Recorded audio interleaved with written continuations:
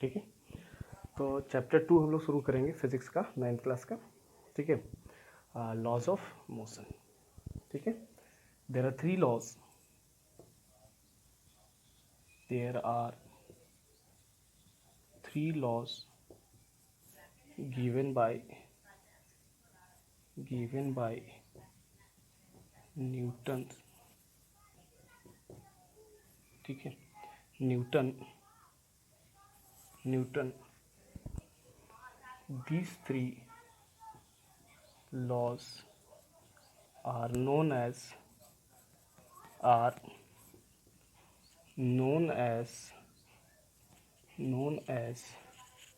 Law of motion. ठीक है, 3 law दिए गए थे न्यूटन्स के द्वारा। ठीक है, जिन्हें क्या कहा जाता है? लॉ ऑफ मोशन कहा जाता है। ठीक है, 3 लॉज ऑफ मोशन कहा जाता है। First law of motion, first हम लोग शुरू करेंगे फर्स्ट लॉ ऑफ मोशन। ठीक है, फर्स्ट हम लोग शुरू करेंगे फर्स्ट लॉ ऑफ मोशन। ठीक है, फर्स्ट शुरू करेंगे फर्स्ट लॉ ऑफ मोशन। ठीक है, फर्स्ट लॉ ऑफ मोशन। तो first law of motion first given by Galileo. ठीक है, तो क्या लिखेंगे? This law was given by a famous scientist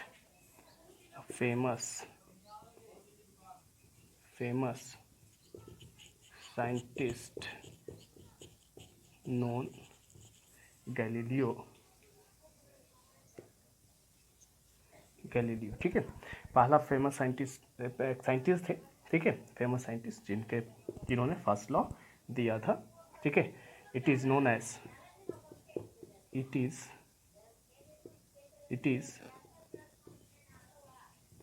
as law of inertia.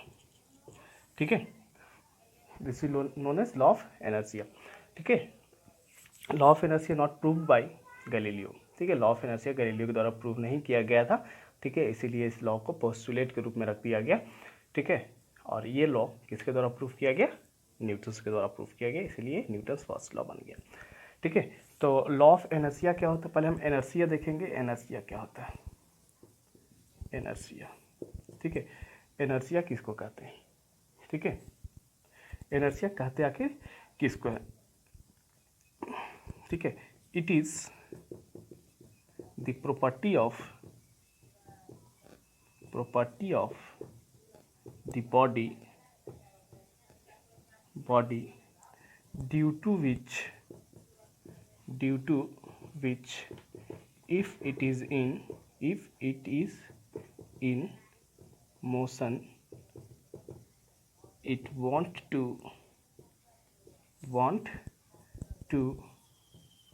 remain in motion with uniform velocity, or a body is in rest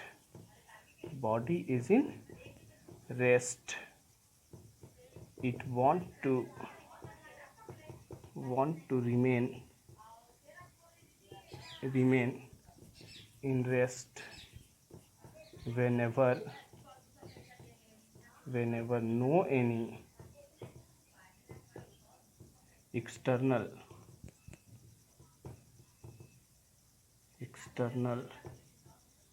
force is applied, है ना? क्या कहा Galileo ने? क्या कहा गैलीलियो ने? कहा it is the property of the body due to which, ये क्या होता है? किसी बॉडी का प्रॉपर्टी होता है जिसके कारण से अगर वो मोशन में है तो यूनिफॉर्म मोशन में रहना चाहेगा, और अगर रेस्ट में है तो कहाँ रहना चाहेगा? रेस्ट में रहना चाहेगा। ठीक है, जब तक उस पर कोई एक्सटर्नल फोर्स नहीं लगाया जाए। ठीक है, जब तक उस पर कोई एक्सटर्नल फोर्स नहीं लगाया जाए। ठीक है, लेकिन बहुत सारे साइंटिस्ट थे जिन्होंने कहा कि ये कैसे संभव है।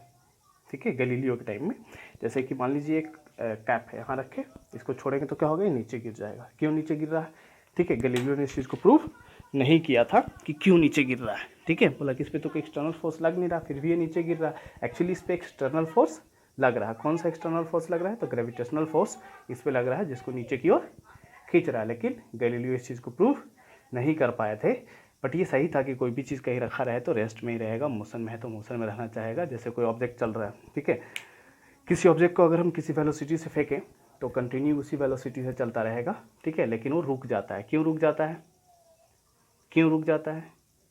ठीक है, क्योंकि उस पर फ्रिक्शनल फोर्स लगता है, ठीक है, फ्रिक्शनल फोर्स लगता है जिसके कारण से वो रुक जाता है, ठीक है, फ्रिक्शनल फोर्स के कारण से वो रुक जाता है, ठीक है। गैलीलियो इस चीज़ को प्रूव नहीं कर पाए थे, इसीलिए पोस्टुलेट बन गया, ठीक है। ये प्रॉपर्टी होता है, इनर्शिया क्या होता है? किसी बॉडी का प्रॉपर्टी होता है जिसके कारण से अगर वो रेस्ट में है तो रेस्ट में रहना चाहेगा, और मोशन में है तो मोशन में रहना चाहेगा जब तक कि उस पर कोई एक्सटर्नल फोर्स नहीं लगाया जाए, ठीक है। तो ये लॉ ऑफ इनर्शिया था, ठीक है, जो कि किसके द्वारा दिया गया था? गैलीलियो के द्वारा दिया गया था। And this law is proved by Newton, ठीक है, this law is proved by Newton, so that is why this law is known as Newton first law, ठीक है। आगे लिखेंगे law of inertia proved by Newton,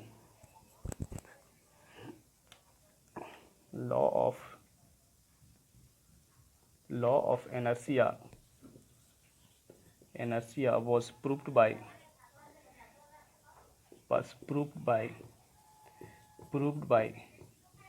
Newton, so it is known as Newton's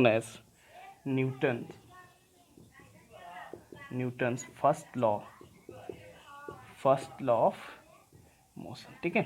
अगर आपसे कोई पूछे Newton first law of motion क्या होता है तो लॉ ऑफ इनर्शिया होता है, ठीक है। लॉ ऑफ इनर्शिया अगर कोई पूछता है या फिर न्यूटन फर्स्ट लॉ भी बोला, एक्सप्लेन न्यूटन फर्स्ट लॉ, तो आपको उसमें पूरा लिखना होगा, इनर्शिया का लॉ लिखना होगा, ठीक है, कि if a body is in rest it will remain in rest, if a body is in motion it will remain in motion with uniform velocity whenever no any external force applied on it, ठीक है, जब तक उस पर कोई external force apply ना किया जाए, ठीक है। तो अकॉर्डिंग टू दिस लॉ लिख देते हैं, अकॉर्डिंग टू दिस लॉ, इस लॉ के हिसाब से क्या होता है? If a body is in motion, ठीक है, it want to remain in motion with uniform velocity, in the same velocity, uniform velocity, and if a body is in rest it want to remain in rest whenever no any external force is applied, ठीक है। तो Newton ने इसको कैसे prove किया? तो Newton ने पहले, ठीक है, लॉ ऑफ ग्रेविटी दिया, ठीक है, कि अगर किसी ऑब्जेक्ट को हम रेस्ट में छोड़ दें तो नीचे गिर जाता है, ठीक है। ये क्यों गिरता है? तो इस पर एक एक्सटर्नल फोर्स लगता है, ठीक है। क्या कौन सा फोर्स लगता है? एक्सटर्नल फोर्स लगता है, that force is known as gravitational force, ठीक है। उस फोर्स को हम कौन सा फोर्स कहते हैं? ग्रेविटेशनल फोर्स कहते हैं, जिसके कारण से कोई ऑब्जेक्ट नीचे गिरता है, ठीक है। यही था न्यूटन का फर्स्ट लॉ, ठीक है, न्यूटन फर्स्ट लॉ, ठीक है। न्यूटन फर्स्ट लॉ के बहुत सारे एप्लीकेशंस होते हैं। तो न्यूटन फर्स्ट लॉ का एप्लीकेशन जैसे कारपेट को झाड़ना होता है, या फिर हम लोग कपड़ा धोते हैं तो कपड़ा धोते हैं, कारपेट को झाड़ते हैं तो कारपेट को जब डंडा से पीटते हैं, ऐसे जैसे ये हो गया कारपेट, इसको डंडा से पीटेंगे तो क्या होगा? ये मोशन में आएगा, लेकिन डस्ट कहाँ रह जाता है? रेस्ट में रह जाता है। तो डस्ट नीचे गिर जाएगा और कारपेट कहाँ चला जाएगा? मोशन में चला जाएगा, ठीक है।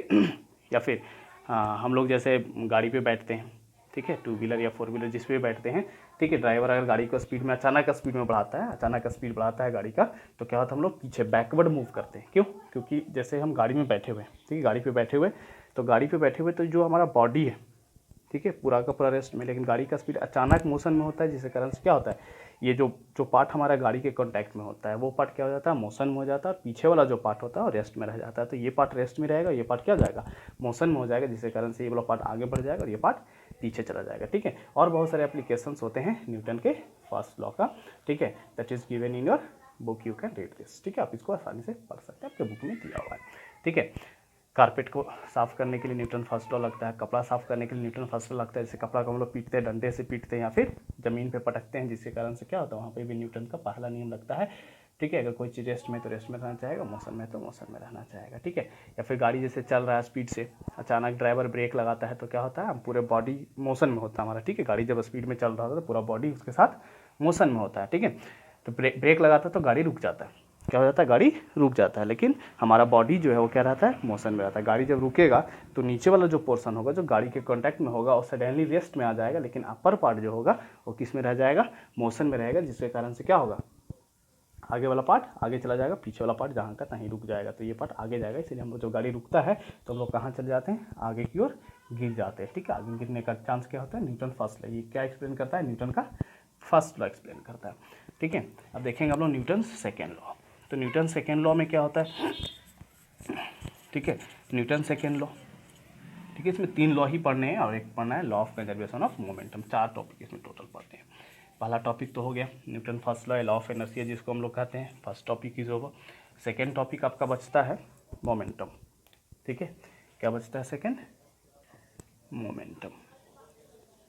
मोमेंटम, ठीक है, तो मोमेंटम जो होता है वो न्यूटन सेकेंड लॉ पे बेस्ड, यानी कि न्यूटन सेकेंड लॉ मोमेंटम पे बेस्ड होता है। तो मोमेंटम क्या होता है, it is the product of mass and velocity of the body. ठीक है, ये जो होता है क्या होता है, प्रोडक्ट होता है मास और वेलोसिटी का, बॉडी का। ठीक है, it is denoted by P. हम लोग इसको किस चीज़ से डिनोट करते हैं, पी से, स्मॉल पी से डिनोट करते हैं। ठीक है, स्मॉल पी से इसको हम डिनोट करते हैं। ठीक है, तो मोमेंटम क्या होता है, मोमेंटम किसी बॉडी का मास और वेलोसिटी का प्रोडक्ट होता है। जैसे आपको अगर बोलता है कि किस तरह के बॉडी से तुम मार खाना पसंद करोगे। ठीक है, दो बॉल आपको दिया गया। ठीक है, एक बॉल दिया गया जो कि भारी है, एक बॉल है जो कि हल्का है, फॉर्म का है। तो किस बॉल से मार खाना पसंद करोगे, सबको बोलेगा कि हम लोग फॉर्म वाले बॉल से मार खाना पसंद करेंगे, हल्का बॉल से। क्यों, क्योंकि हल्का बॉल में मास कम होता है, जैसे वेलोसिटी भी सेम होगा, मास लेकिन कम होगा, जिसके कारण से मोमेंटम कम लगेगा, और मोमेंटम कम लगने के कारण से आपको चोट भी कम लगेगा। इसीलिए हम लोग हल्का वाला बॉल से मार खाना पसंद करेंगे। ठीक है, आगे लिखते हैं SI unit of momentum. Momentum is equal to क्या होगा, मास इनटू वेलोसिटी। ठीक है, अब एसआई यूनिट देखते हैं इसका, तो क्या हो जाएगा एसआई यूनिट। तो SI unit is equal to क्या होगा, मोमेंटम का मास का क्या होगा, केजी, और वेलोसिटी का मीटर पर सेकेंड। तो केजी मीटर पर सेकेंड, ऐसे भी लिखते हैं और ऐसे भी लिखते हैं। ठीक है, दोनों तरह से लिखते हैं, केजी मीटर पर सेकेंड। मास का किस में होगा, केजी में होगा, और मीटर पर second. It is the SI unit of momentum, very very important. ठीक है, इसको आप देख लीजिएगा। ठीक है, एसआई यूनिट ऑफ मोमेंटम ये हो गया, केजी मीटर पर सेकेंड। अब नेक्स्ट हम लोग देखेंगे न्यूटन सेकेंड लॉ। ठीक है, मोमेंटम हो गया क्लियर, न्यूटन सेकेंड लॉ देखेंगे। ठीक है, किसी बॉडी का मोमेंटम कम करना है तो उसका मास कम कीजिए या वेलोसिटी कम कीजिए। किसी बॉडी का मोमेंटम अगर इंक्रीज करना है तो उस कंडीशन में क्या कीजिए कि उसका मास या वेलोसिटी दोनों बढ़ा दीजिए। ठीक है, दोनों या फिर कोई एक बढ़ाएंगे तो उससे क्या होगा, उसका मोमेंटम बढ़ जाएगा। ठीक है, नेक्स्ट देखेंगे हम Newton's second law of motion. ठीक है, न्यूटन का दूसरा नियम। ठीक है, तो दूसरा नियम क्या कहता है, according to this law,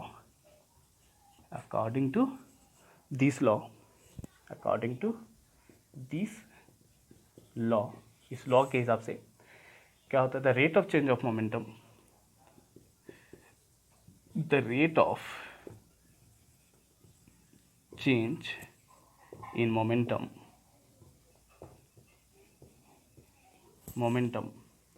is directly proportional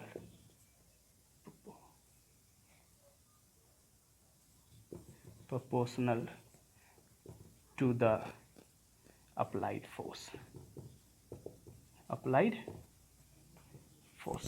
ठीक है, the rate of change of momentum is directly proportional to the applied force in the direction of motion. Book में ये भी लिखता है इन द डायरेक्शन ऑफ, लेकिन ऐसा जरूरी नहीं है, इन द डायरेक्शन ऑफ मोशन। ठीक है, मोशन के डायरेक्शन में जो फोर्स लगता है तो rate of change of momentum के डायरेक्टली प्रोपोर्शनल होता है। F directly proportional to P2 minus P1। Divided by T. ठीक है, रेट जहाँ भी आ जाए रेट, वहाँ पे हम क्या करेंगे, उसको टाइम से डिवाइड कर देंगे। ठीक है, रेट जहाँ भी आ जाए वहाँ पे क्या करेंगे, हम इसको टाइम से डिवाइड करेंगे। P2 तुम्हारा क्या हो गया, फाइनल मोमेंटम, P1 क्या हो गया, इनिशियल मोमेंटम, और टाइम क्या हो गया, टी। जैसे हम किसी बॉडी पे फोर्स लगाते हैं तो उस कंडीशन में क्या होगा, बॉडी पे अगर फोर्स लगाएंगे तो उस कंडीशन में क्या होगा, उसका मास चेंज नहीं करेगा बल्कि उसका वेलोसिटी क्या हो जाएगा, चेंज कर। जैसे मान लो आप साइकिल चला रहे हो धीरे धीरे, ठीक है, और अगर कोई आदमी आकर के साइकिल को पुश कर दे तो उस कंडीशन में क्या होगा, साइकिल का स्पीड बढ़ जाएगा, नहीं साइकिल का मोमेंटम बढ़ गया। ठीक है, ये हो गया फाइनल मोमेंटम, फाइनल मोमेंटम। तो चेंज इन मोमेंटम क्या होगा, final momentum minus initial momentum, initial momentum. ठीक है, final momentum minus initial momentum. T तो आप जानते होंगे टाइम, तो एफ इज इक्वल टू, यहाँ पे कांस्टेंट लेते हैं जिसका नाम देते हैं हम के। ठीक है, के कांस्टेंट हो जाता है, ये P2 माइनस P1, तो P की जगह पे हम क्या लिख सकते हैं, M V minus M U divided by T. ठीक है, V और U क्यों, क्योंकि फाइनल वेलोसिटी, और U क्यों, क्योंकि इनिशियल वेलोसिटी। ठीक है, M माने मास, फाइनल वेलोसिटी, एम वी यानी कि मास, फाइनल वेलोसिटी यानी कि बॉडी का फाइनल वेलोसिटी अब क्या हो गया, और एम यू मतलब कि बॉडी का इनिशियल मोमेंटम क्या था, नहीं कि initial mass into initial velocity. ठीक है, मास तो इसका एम रहेगा लेकिन इनिशियल वेलोसिटी यू रहेगा, लेकिन जब उसमें फोर्स लगाएंगे तो क्या हो जाएगा, उसका वी हो जाएगा। ठीक है, अब यहाँ पे देखते हैं, F is equal to K, M दोनों में कॉमन हो जाएगा, बच्चा V minus U by T. F is equal to K, M remain M, V minus U by T. आपको याद होगा कि V minus U by T किसका फार्मूला है, ए का फार्मूला है, याद है कि नहीं है। ठीक है, V minus U by T is the formula of A. तो F is equal to K M A मिल गया। ठीक है, लेटेस्ट इमेजिन, हम लोग मान लेते हैं कि के इज इक्वल टू कितना हो गया, 1। ठीक है, आपको अभी के इज इक्वल टू 1 ही पढ़ना है, तो एफ इज इक्वल टू क्या हो गया, एम ए। देखिए फोर्स का एक नया फार्मूला यहाँ पे मिल गया। फोर्स हम लोग पढ़ते थे ना, पुश और पुल इज कॉल्ड फोर्स। ठीक है, तो अब से हम लोग पढ़ेंगे फोर्स का डेफिनेशन, नया डेफिनेशन मिला हम लोगों को। फोर्स का क्या डेफिनेशन मिला, force is defined as a product of mass and acceleration. ठीक है, फोर्स का हम यहाँ से एक नया यूनिट भी निकालेंगे और फोर्स का डेफिनेशन भी यहाँ पे हम लोग देखेंगे। इसको इरेज कर देते हैं। According to Newton second law, force you can define force. ठीक है, न्यूटन सेकेंड लॉ के हिसाब से आप क्या कर सकते हैं, फोर्स को डिफाइन कर सकते हैं। ठीक है, डेफिनेशन ऑफ फोर्स क्या हो गया भाई, तो डेफिनेशन ऑफ फोर्स हम देखेंगे यहाँ पे। डेफिनेशन ऑफ फोर्स, फोर्स का क्या डेफिनेशन हो गया, बच्चा वाला डेफिनेशन आप लोग पढ़ते थे, पुश और pull body is known as force, लेकिन अब यहाँ पे क्या पढ़ेंगे, force is the product of, force is the product of mass and acceleration. ठीक है, वो डेफिनेशन सही है, गलत नहीं है।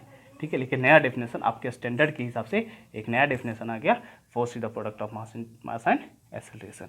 ठीक है, ऐसा unit of force is Newton. ठीक है, अदर यूनिट क्या हो जाएगा भाई, तो अदर यूनिट भी हम लोग देख लेते हैं। ठीक है, what is the other unit, तो अदर यूनिट क्या हो जाएगा, अदर यूनिट ऑफ फोर्स। ठीक है, एफ इज इक्वल टू क्या है आपका, एम ए। तो एफ एम का वैल्यू कितना होता है, ऐसा यूनिट के जी, और एक्सेलरेशन का यूनिट होता है मीटर पर सेकेंड स्क्वायर, यानी एफ इज इक्वल टू के जी मीटर पर सेकेंड स्क्वायर। ठीक है, के जी मीटर पर second square, it is the other unit of क्या, फोर्स। ठीक है, इसी को हम लोग क्या लिखते हैं, न्यूटन भी लिखते हैं।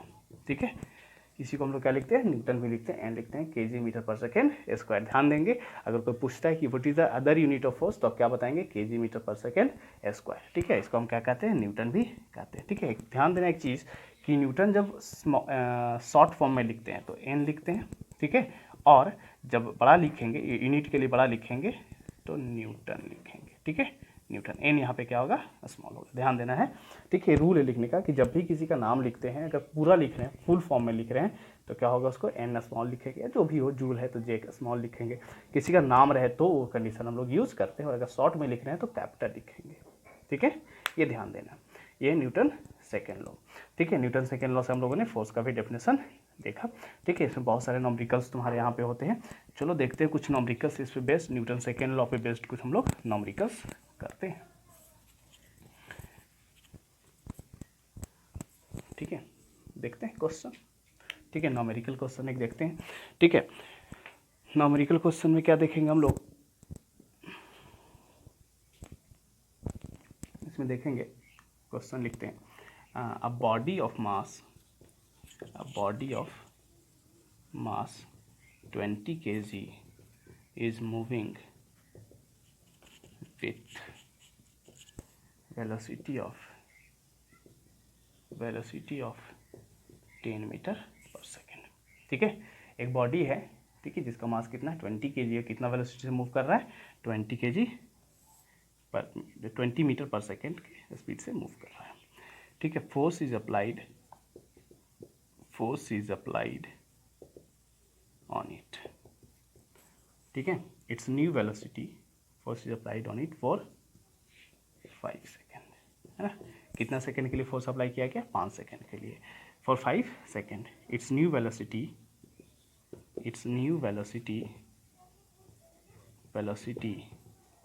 becomes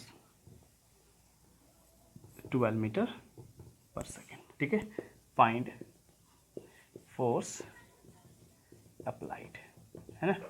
फोर्स अप्लाइड आपको इसमें निकालना है कि कितना फोर्स में अप्लाई हुआ, वो आपको निकालना है। तो u is given, initial velocity 10 metre पर second, final velocity is given, यानी v इज गिवन कितना 12 मीटर पर सेकेंड। ठीक है, एंड टाइम इज गिवन कितना, देखो जरा 5 second, and mass is also given, में लिख रहे हैं mass is also given 20 kg। ठीक है, you have to find what, force, आपको फोर्स फाइंड करना है। तो F इज इक्वल टू क्या होता है, M V minus M U by T, ये तो फार्मूला।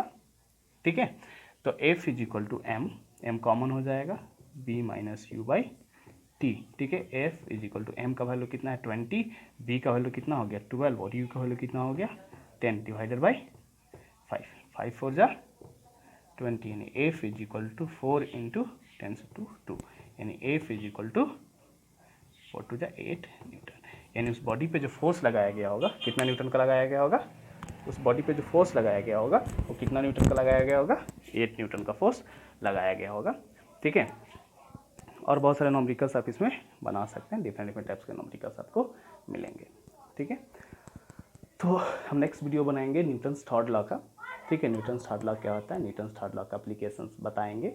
ठीक है, जो आपके बुक्स में लिखे हुए हैं, सिर्फ न्यूटन्स थर्ड लॉ का एप्लीकेशन हम एक्सप्लेन करेंगे।